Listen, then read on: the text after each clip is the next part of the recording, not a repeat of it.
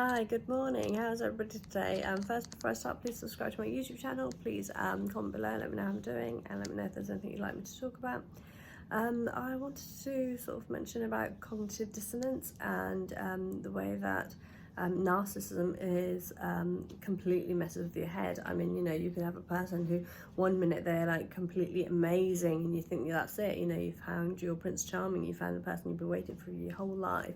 And then suddenly you realise that, suddenly they completely change, and it's like being with Dr. Jekyll and Mr. Hyde, because, you will be so confused, you'll be so, you just don't know what's going on, to be honest with you, because, when they're nice, they are just amazing, and they can be the best father, the best mother, the best friend, the best partner, best sister, everything. And then suddenly they completely flip over the most silliest things and the most, stupidest things, and you just don't know what's going on, and you're just left with this cognitive dissonance, which is when sort of, you're in a complete state of confusion. You don't know what's true and what's not, and you kind of like disregard what's going on in front of you and what's actually in your face, and you sort of justify it, you make excuses for it.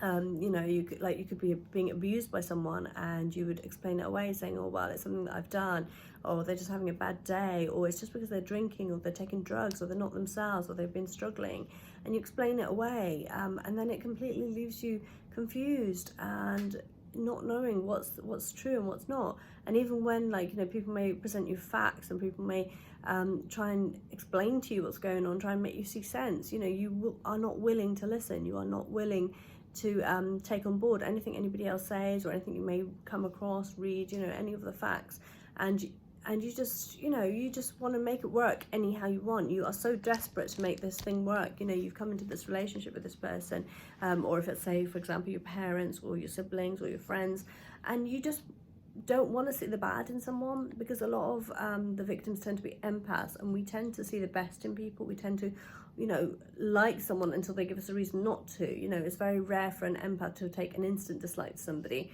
We want to see the best in someone. We want to be friends with people. We want to meet new people. We want to get on with everyone if we can. And so we're constantly trying to appease the situation. I think there's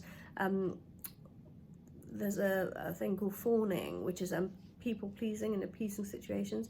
So as an empath, we will tend to appease the situation. We'll tend to try and make things right anyhow we can, and even at our own discomfort, even putting ourselves out, putting up with people's bad moods, putting up with abuse, and verbal abuse and physical abuse and emotional abuse, and we just want to make it work anyhow we want.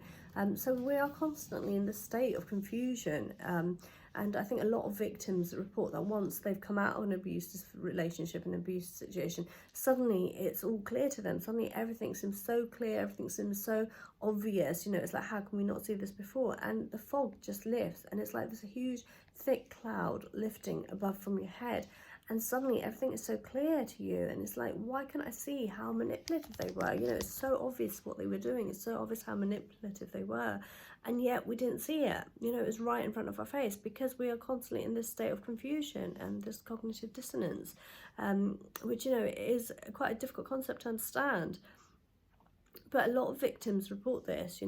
It's really difficult to come to terms with the way that they manipulate you into believing what's not true. They love you, they care for you, they want to be there for you, they want to make things right. The future faking by promising you the world. They're going to promise you, oh, we're going to reach retirement, we're going to do this, we're going to go sightseeing, we're going to go on holidays, we're going to have an amazing life together, we just want to be with you, no matter what. And it's not true. It's all part of their plan. They've planned this from the beginning. They've planned it all. They've gone through it all. How can they manipulate us? How can they make us believe the things that they're telling us? How can they make us believe their lies?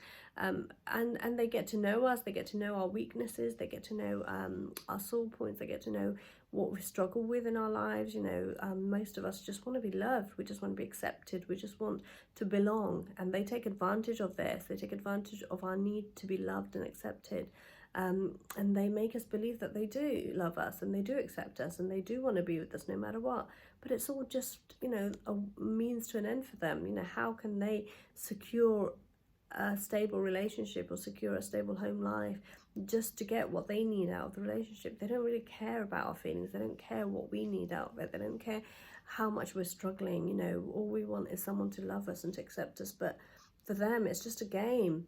And, you know, there is no way of making it right. You know, you can never make a future with a narcissist, because, you know, they will break you and they will take what they need and they will use you and they will abuse you and they will hurt you in every way possible and manipulate you.